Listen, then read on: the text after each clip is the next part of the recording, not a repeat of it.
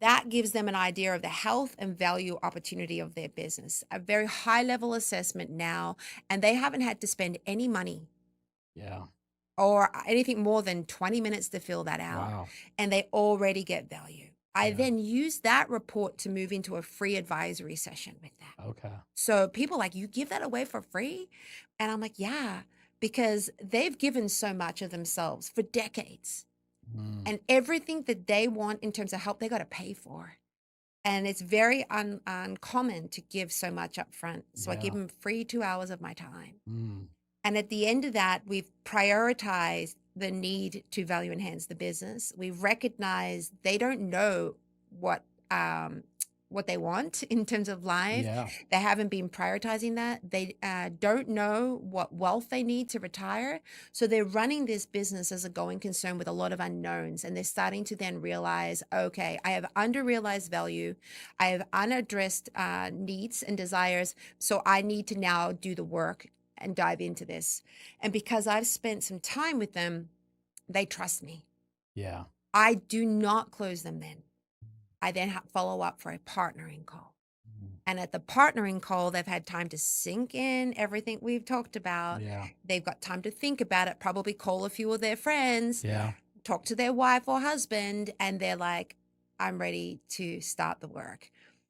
They know very clearly at that partnering session what working with me looks like. They Mm. know the time and energy commitment, which I've worked very hard to make so simple and so high value. They'd be crazy not to do it. Yeah. I say to people, my goal is to make exit planning so simple, you'd be crazy not to do it. Yeah.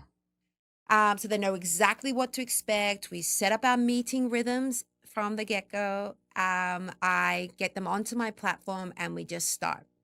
I was talking to a CEPA that I coach this week, and they were saying that they felt guilty that they had been working with this business owner for a year and felt like they'd accomplished so little. Mm. And I said, so you're having regular meetings with them? They're like, yeah. And they're clear on what's important and what ultimately they want. And they're like, yeah. I'm like, that's value. Yeah, it is. Because before you started working with them, they had no idea. They were in the dark and they were at risk. Yeah.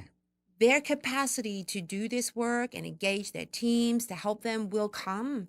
But most important thing you can do is be consistent and create the rhythm. Yeah. So creating the rhythm early, making it simple, easy to digest, focusing on the first things first are important.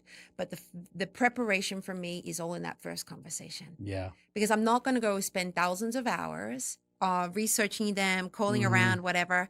The main research I do is I go on their LinkedIn profile, I go on the website, it takes me about 15 minutes, and I pick up the phone.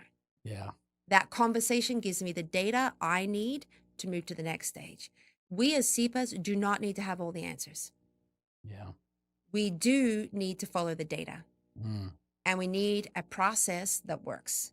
Yeah. So if you get good at listening, you follow that data and you just take them to the next stage, it builds over time. Yeah. Great insight there on your whole process. I think our CPAs are going to get a lot of value out of how you approach that conversation with business owners. Renee, does that script flip a little bit when, say, there's a financial advisor in Seattle and they're like, I know the person, I have a business owner client.